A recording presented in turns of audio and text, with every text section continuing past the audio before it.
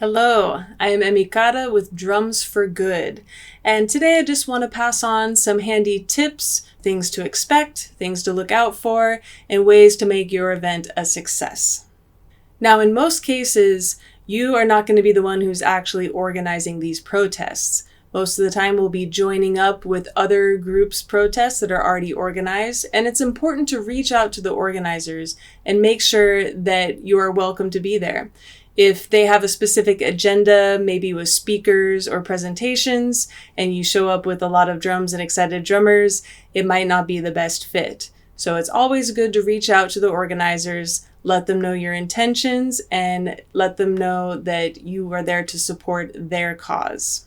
Now, as many of us have seen probably in the news, protests are potentially dangerous situations. You are there putting yourself on the front lines, and it's important to protect yourself and your gear. It's always good to have someone as a lookout, keeping an eye on the police enforcers or the guards who are there, maybe looking out for tear gas dispensers or when they're reloading and ready to fire upon protesters again. We are there to create a positive experience, but that doesn't necessarily mean that that's going to be shared by the other side.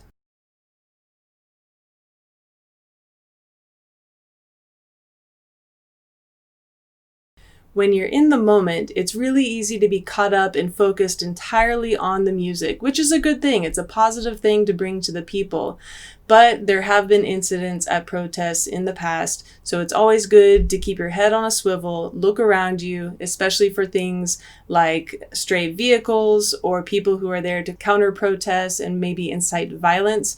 That is not what we're there for. We're there for positivity and bringing attention to issues that need to be addressed in the social sphere.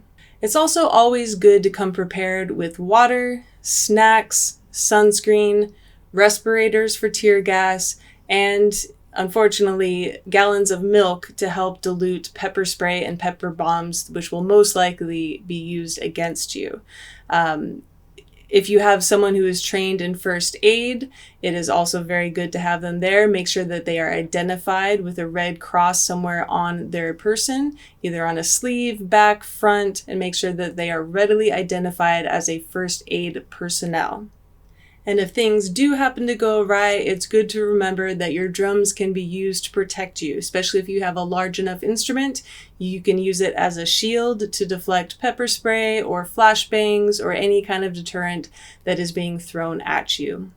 Remember, drums are just things, they are objects. Life is much more important.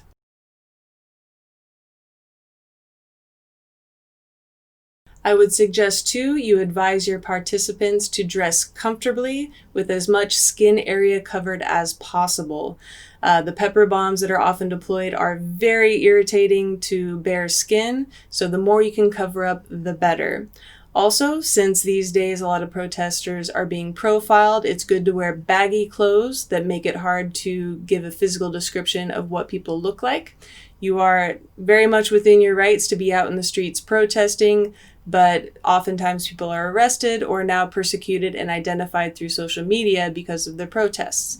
So it's good to wear a mask, a respirator, and in general, make sure that people know not to take video of people's faces while they're at protesting without expressed written or verbal consent.